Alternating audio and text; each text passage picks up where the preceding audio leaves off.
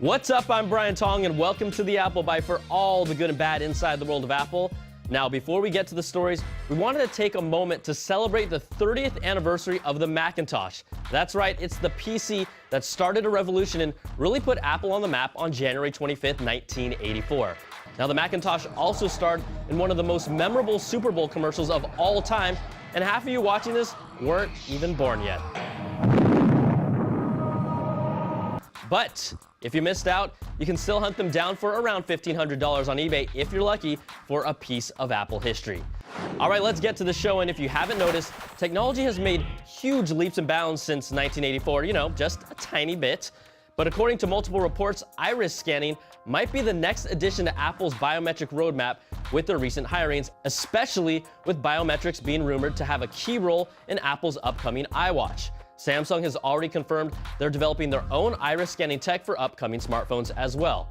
Now, iris scanning has already been adopted in other countries and would also be faster compared to Touch ID since you don't need to make physical contact with the surface, and sometimes a wet finger does not give an accurate reading.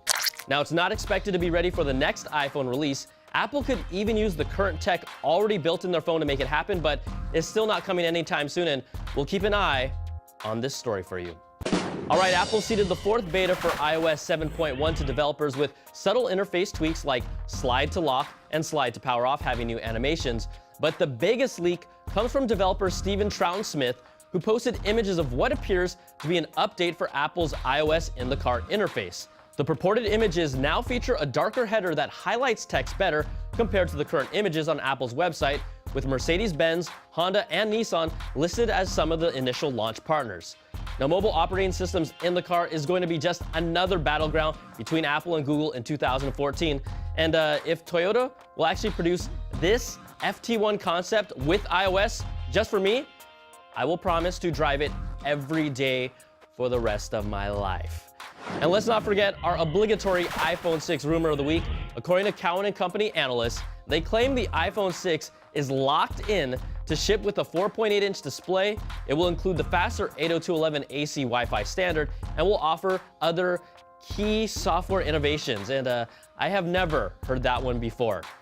All right, let's check out the quick bites. It's been snowing in the East Coast, and no one knows this better than Apple's Fifth Avenue store in New York after a snowblower accidentally knocked into its glass cube facade and shattered one of its large glass panels. The cost to replace that panel? Roughly $450,000, and that hurts daddy. But don't worry, the store is of course still open.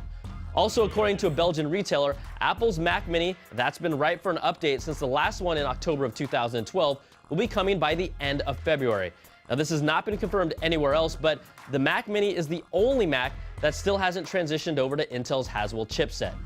And Apple's Mac Pro shipping estimates have now slipped out all the way to March in many countries, including the US, Mexico, and Canada. But if you can't get your hands on one right away, just do what this German Mac user did.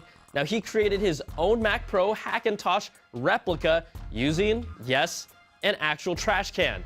Now, check out these pictures. They show off some of the detail and work that went into making it. It's not nearly as powerful as Apple's Mac Pro, but it's an impressive job either way with a little bit of that red spray paint detail. And guys, we're doing another Apple Byte giveaway this week.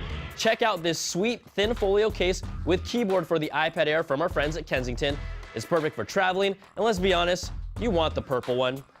All you have to do is email us at theapplebyte@cnet.com or tweet me at Brian Tong and tell me what was the song the dancers were dancing to at the end of last week's show that really got my attention.